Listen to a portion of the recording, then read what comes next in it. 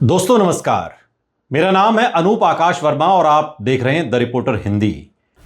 Samajwadi party के मुखिया अखिलेश यादव की गौतम बुद्ध नगर के दादरी की रैली से पश्चिमी उत्तर प्रदेश की सियासत गर्मा गई है।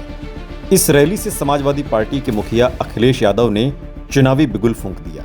अखिलेश यादव ने प्रधानमंत्री नरेंद्र मोदी की रैली पर भी तंज कसा।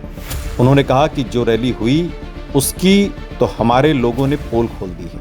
ये नया जमाना है, कोई कैमरे से नहीं बच सकता। उस रैली में लोग आए नहीं थे, लोगों को लाया गया था। जो पार्टी खुद को दुनिया में सबसे बड़ी पार्टी बोलती है, उस पार्टी के नेताओं को अपने सरकारी कर्मचारियों का सहारा लेना पड़ा। उस रैली में जहां जहां से छात्र बुलाए गए थे, उन्हें लंबी छुट्टी दी गई है। और आज की रैली में जो आए हैं, उससे बीजेपी की उत्तर प्रदेश से लंबी छुट्टी होनी चाहिए। कल भी रैली हुई थी। जो कल रैली हुई थी उसकी तो पोल हमारे बहुत लोगों ने खोल दी है। और ये नया जमाना है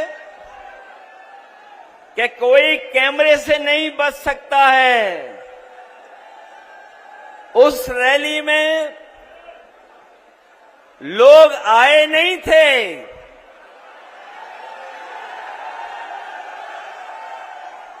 लोगों को लाया गया था। और जो पार्टी अपने आप को दुनिया में सबसे बड़ी पार्टी बोलती है,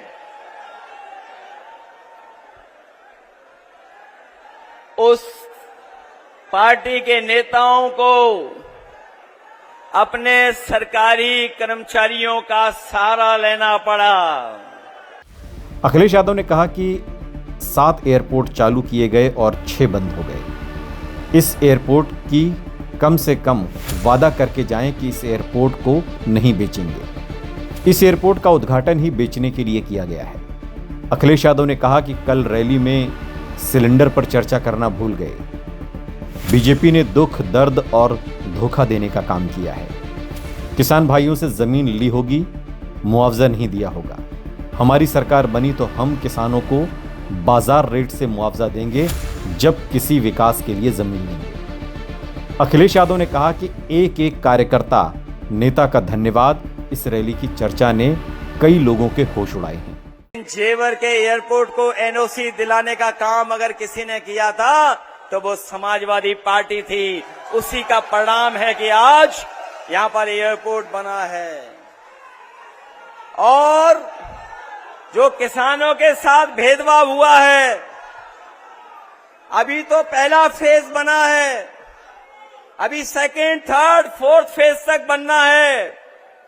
आने वाले समय में समाजवादी लोग अपने किसान भाइयों को भरोसा दिला के जा रहे हैं कि आपके किसानों के साथ जमीन का भेदभाव नहीं होगा। सेकेंड, थर्ड, फोर्थ फेज जब भी बनेगा तो जमीन अगर ली जाएगी तो बाजार भाव से जमीन लेकर के अपने किसान भाइयों का सम्मान करने का काम करेंगे। 64% भी देंगे और 4% उनको जो प्लॉट मिलता है वो भी देने का काम करेंगे। अखिलेश यादव ने कहा कि सपा सरकार में जो मुआवजा मिलता था किसानों को, वो मुआवजा अब बीजेपी सरकार में किसानों को नहीं मिल सकता है। बीजेपी ने मुआवजे के नाम पर मजाक किया है। अखिलेश यादव ने कहा कि हमने एटीएम की चर्चा सुनी, अपनी सरकार के एटीएम का तो हिसाब कर लेते। मैं आप पर छोड़ता हूं कि एटीएम क्या है। सुना है ए पर बहुत मेहरबानी की जाती है। हम लोग तो 10 साल से सरकार में नहीं हैं। कम से कम अपने छोटी वाली एटीएम का हिसाब किताब तो कर लेते कि 10 साल में एटीएम का कितना हिसाब किताब बना होगा। और मैं ये अपने पत्रकार साथियों को एक क्विज,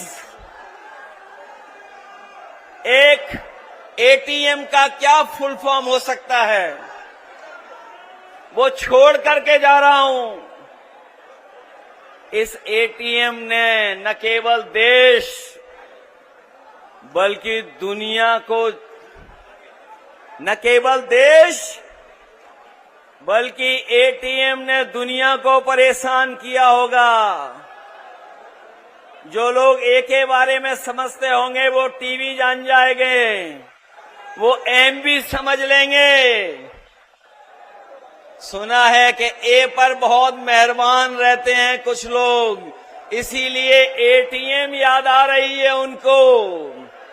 अखिलेश यादव ने कहा कि एमओयू साइन किए 50 लाख करोड़ के, पर जमीन पर कुछ नहीं उतार पाए, न रोजगार दे पाए, नौजवान नौकरी से दूर है।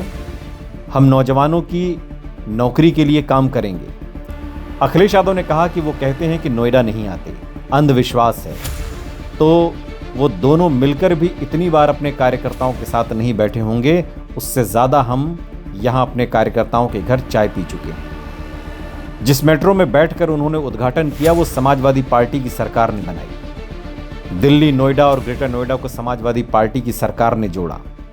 नौकरी इनके एजेंडे में कभी नहीं रही, और नौकरी इनके एजेंडे में इसलिए नहीं रही क्योंकि बाबा साहब भीमराव अम्बेडकर जी का संविधान और संविधान के तहत आरक्षण मिलने का इनके एजेंडे में कभी नहीं रहा, इसलिए सरकारी नौकरियां कभी नहीं देते हैं। और इसीलिए जानबूझ करके पेपर लीक कराते हैं। पेपर लीक करा करके नौजवानों को निराश कर रहे हैं। आने वाले समय में हम नौजवानों को कहना चाहते हैं, नौजवानों से संवाद करने के साथ साथ हम लोग भारतीय जनता पार्टी की वो भी पोल खोलेंगे कि कितने पेपर लीक हुए हैं और कितनी परीक्षाएं रद्द हुई हैं। समाजवादी पार्टी के अध्यक्ष अखिलेश यादव ने कहा कि इन्होंने हमारे घर को गंगा जल से धुलवाया, मंदिरों को गंगा जल से धुलवाया। आज इनके झंडे उतरे हैं, आगे सत्ता से उतारा जाएगा। ये लड़ाई किसी एक चुनाव के लिए नहीं है, पीडीए की लड़ाई जारी रहेगी। हर एक की खुशहाली और तरक्की तभी होगी जब आपसी सहयोग बढ़ेगा, नहीं तो 5% लोग 95% का शोषण करते रहेंगे। कुछ लोगों को यह लगता है कि यह संभव नहीं है, इसलिए 5% का पिछलग्गू बनकर रहना चाहते हैं। 5000 सालों से चला आ रहा, लेकिन बाबा साहब ने हमें अधिक दिया, इसलिए नेताजी ने संविधान से समाजवादी को चुना। हम सबको सम्मान देने का काम करेंगे। संविधान ही 95% का रक्षक है। जब लोग ये सोचें कि उनके साथ कोई नाइंसाफी, कोई अन्याय नहीं हो रहा है, तभी आपसी विश्वास जागेगा। अगर समाज में भावना रहेगी तो 5% बचतवादी लोगों के पास पैसों और राजनीति की वो ताकत है कि वो हर समाज के कमजोर को मिलाकर के बने 95% पीड़ित समाज का शोषण दोहन करते रहेंगे तो समाज में शांति कैसे आएगी, अपनापन कैसे जागेगा, देश एक जैसा एक कैसे होगा, तरक्की कैसे होगी। इसलिए जो लड़ाई है वो हमारी आपकी मिलकर के 5% लोग जो 95% के साथ शोषण कर रहे हैं उनको अपने अधिकारों से वंचित करने का काम कर रहे हैं। उन्होंने कहा कि जो लोग कहते हैं कि 400 सीट लाकर संविधान बदल देंगे, साजिश कर रहे हैं। वो 2024 के चुनाव में अंडरग्राउंड होकर बैठ गए हैं, वक्त का इंतजार कर रहे हैं। वो वक्त कभी नहीं आएगा। फिर भी चौकन्ना रहना है। जब तक बीजेपी है, संविधान खतरे में रहेगा। इसलिए बीजेपी को हटाना है। बीजेपी कोई दल नहीं है, नकारात्मक विभाजनकारी दल है। पहले हम कहते थे कि बीजेपी हटाओ, संविधान बचाओ। अब हम कहते हैं कि नकारात्मक विचारधारा हटाओ, संविधान बचाओ। पीढ़ी के लिए संविधान की रक्षा जन्म मरण का विषय है। इसलिए जो लोग ये कहते थे कि हम 400 सीटें जीत कर संविधान बदल देंगे, जो 400 सीट पाकर के संविधान बदलने की बात कर रहे थे, जो साजिश कर रहे थे, वो 2024 में हमारी आपकी ताकत से सिमट करके अंडरग्राउंड हो गए हैं। अभी वो चुप बैठ गए हैं। अंडरग्राउंड का मतलब तो हम सब समझते ही है ना। वो भूमिगत हो गए हैं। ये वक्त का इंतजार कर रहे हैं, वो लोग वक्त का इंतजार कर रहे हैं, पर वो वक्त फिर कभी नहीं आएगा। फिर भी इनसे सावधान और चौकन्ना रहने की जरूरत है।